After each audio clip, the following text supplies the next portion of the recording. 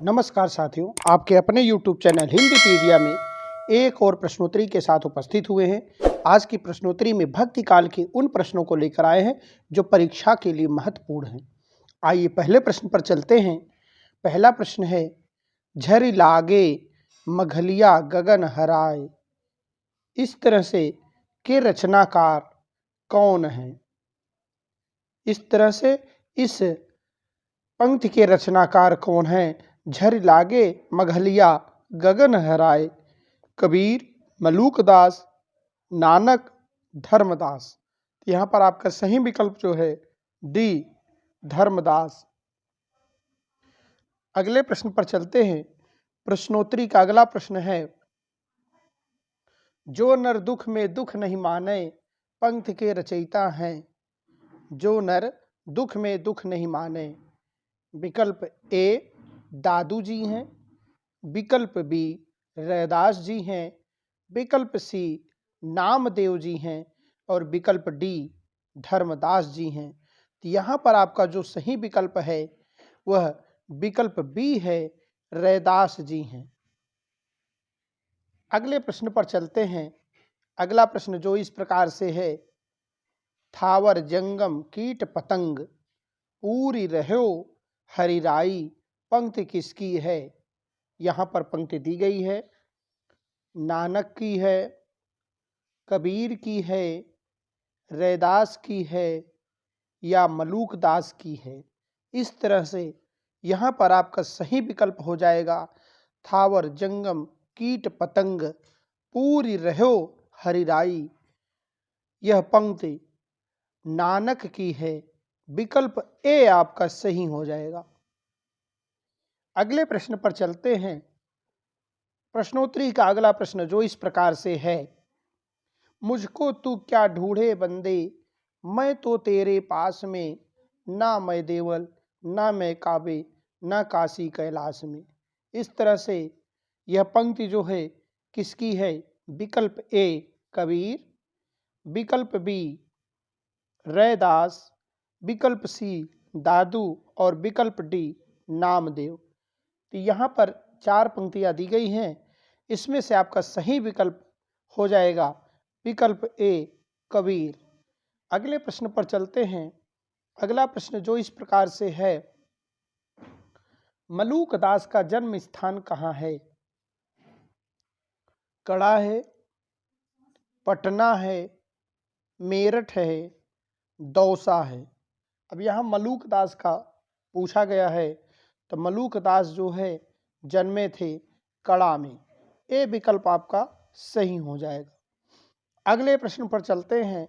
अगला प्रश्न है, सुंदरदास का जन्म कहाँ हुआ?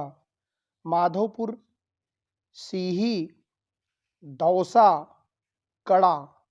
अब यहाँ पे चार विकल्प दिए गए हैं, पूछे गए सुंदरदास का जन्म, तो सुंदरदास का जन्म आपका सी विकल्प सही हो जाएगा, दौसा या धौसा। इस तरह से दोनों नाम मिलते हैं, आप किसी एक नाम को सही कर सकते हैं, जो भी नाम आए वही सही कर सकते हैं इस छठे प्रश्न में। इसी तरह से प्रश्नोत्तरी का अगला प्रश्न है, हिंदी संत काव्य परंपरा में हंस का प्रतीकार्थ है आत्मा, चंद्रमा, सूर्य, जोगी। अब हंस का प्रतीकार्थ क्या है? हंस किसका प्रतीक माना गया है? तो हंस जो है आत्मा का प्रतीक माना गया है। आपका ए विकल्प बिल्कुल सही हो जाएगा।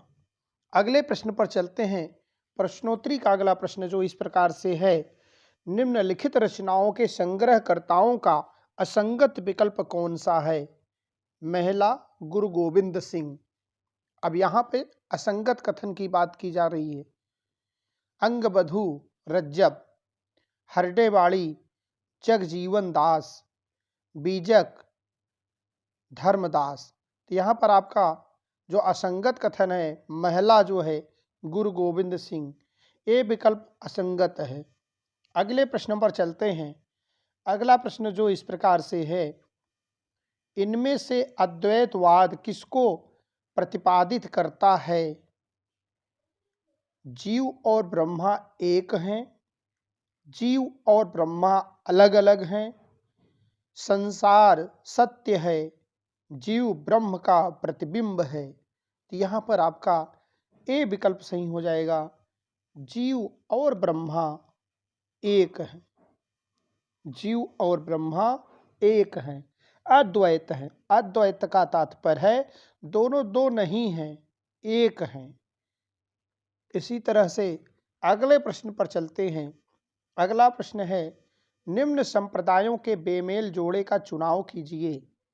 अब यहाँ संप्रदाय दिए गए हैं जिसमें बेमेल जोड़े की बात की गई है। रामदासी संप्रदाय रामदास, सिख संप्रदाय नानक, वारकरी संप्रदाय जयनाथ, उदासी संप्रदाय श्रीचंद।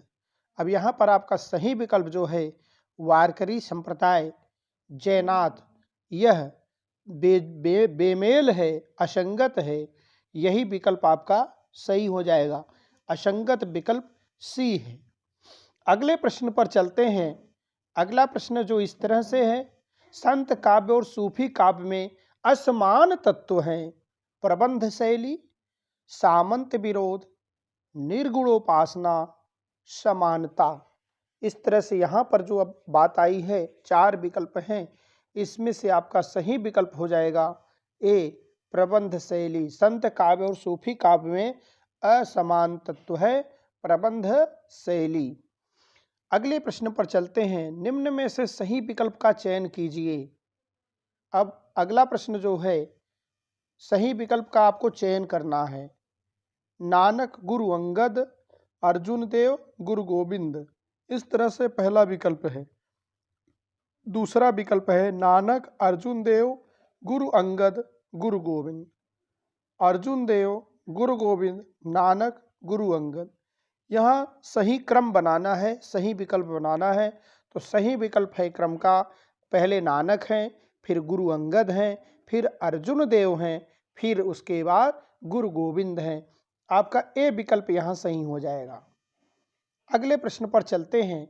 अगला प्रश्न जो इस प्रकार से है, रत्न खान के रचयिता हैं, मलूक दास हैं, नानक हैं, रामानंद हैं, अर्जुन देव हैं।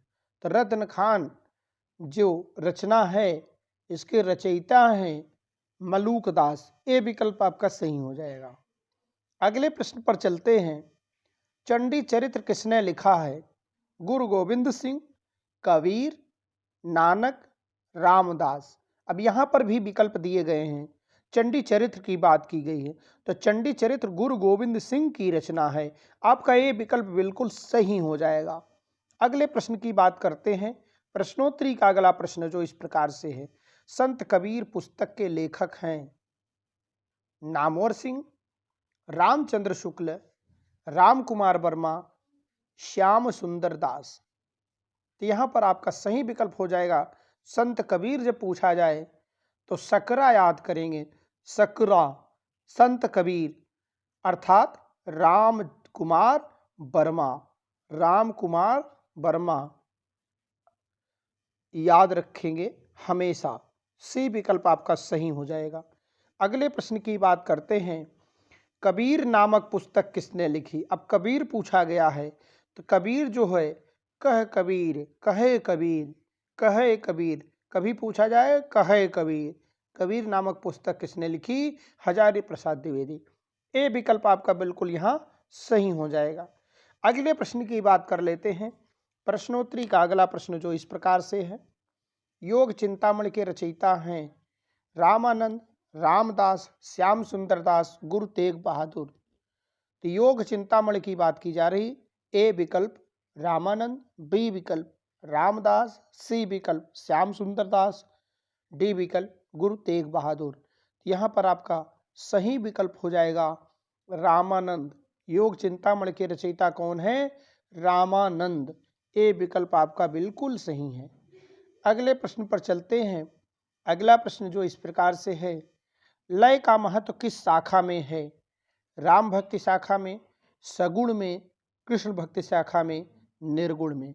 अब यहाँ लय की बात की गई है, तो लय हमेशा निर्गुण में इसका महत्व है। लय का महत्व किस शाखा में है? तो लय का महत्व निर्गुण शाखा में है। डी विकल्प आपका बिल्कुल सही हो जाएगा। आशा करते हैं कि प्रश्नोत्तरी आपके हित की है, प्रश्नोत्तरी आपको समझ में आ रही है, प्रश्नोत्तरी आपको अच्छी लग रही है तो चैनल को सब्सक्राइब जरूर करें, आपकी परीक्षाओं के लिए बहुत मददगार है। अगला प्रश्न है, निम्न में से वैष्णव धर्म का उप संप्रदाय नहीं है? सहजिया, श्री संप्रदाय, रामावत संप्रदाय, वारकरी संप्रदाय। अब यहाँ पूछा गया है कि वैष्णव का धर्म का उप संप्रदाय नहीं है।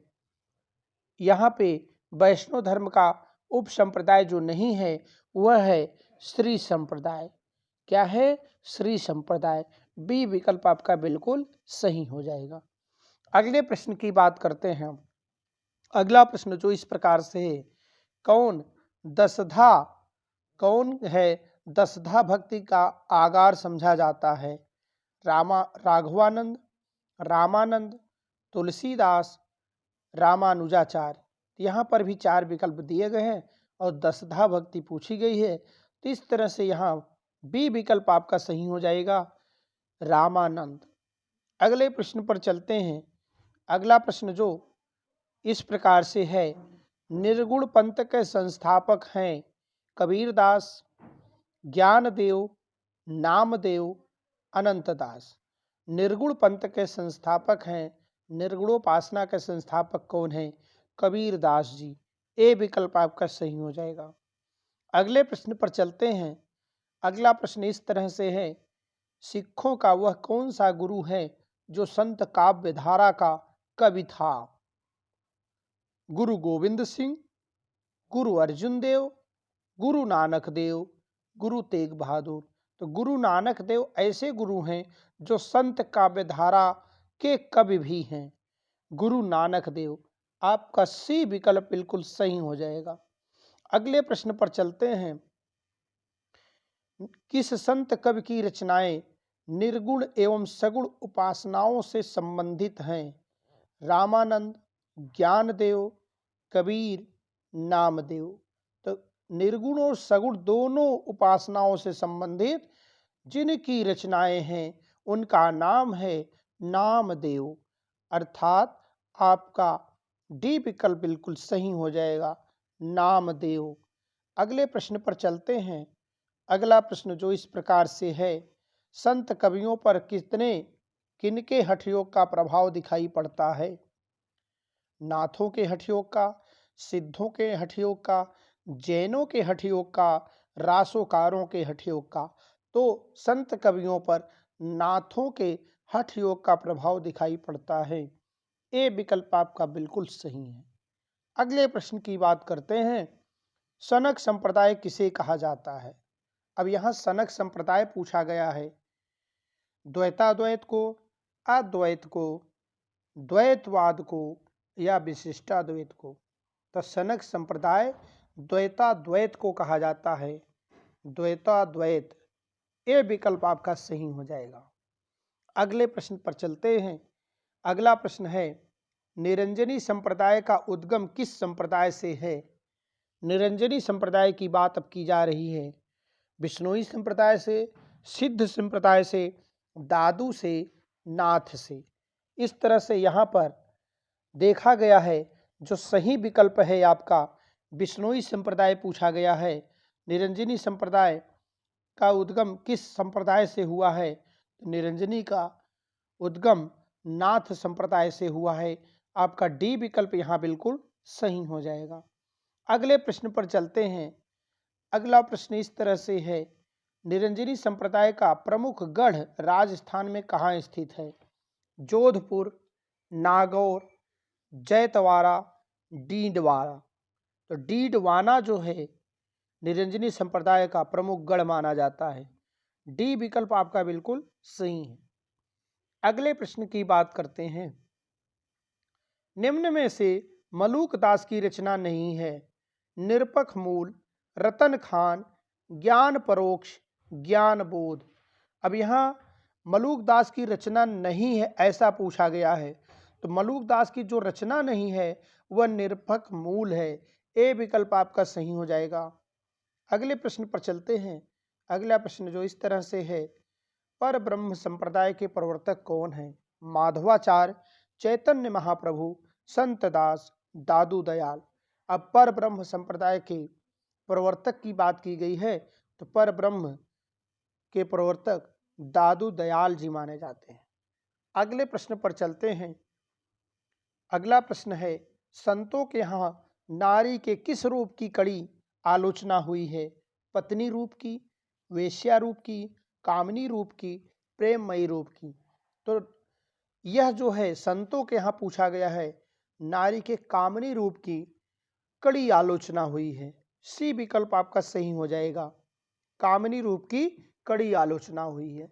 इसी तरह से प्रश्नोत्तरी का आखिरी प्रश्न है जो आपके लिए है, इसका उत्तर आप सभी कमेंट करके हमें बताएंगे। यह पंक्ति है, नैया बिच नदिया डूबी जाए, पंक्ति के रचयिता कौन है? नैया बिच नदिया डूबी जाए, पंक्ति के रचयिता कौन है? तो आपको उत्तर बताना है कि इस पंक्ति के रचयिता कौन है। दादू हैं, मीरा हैं, पीपा हैं, कबीर हैं। आज प्रश्नोत्तरी यहीं तक। इस प्रश्न का उत्तर आप कमेंट करके हमें जरूर बताएंगे। प्रश्नोत्तरी अच्छी लग रही है, आपके लिए उपयोगी है तो कमेंट करके हमें यह भी बताएं कि आपके लिए उपयोगी है। आज के लिए इतना ही। धन्यवाद। जय हिंद, जय भारत।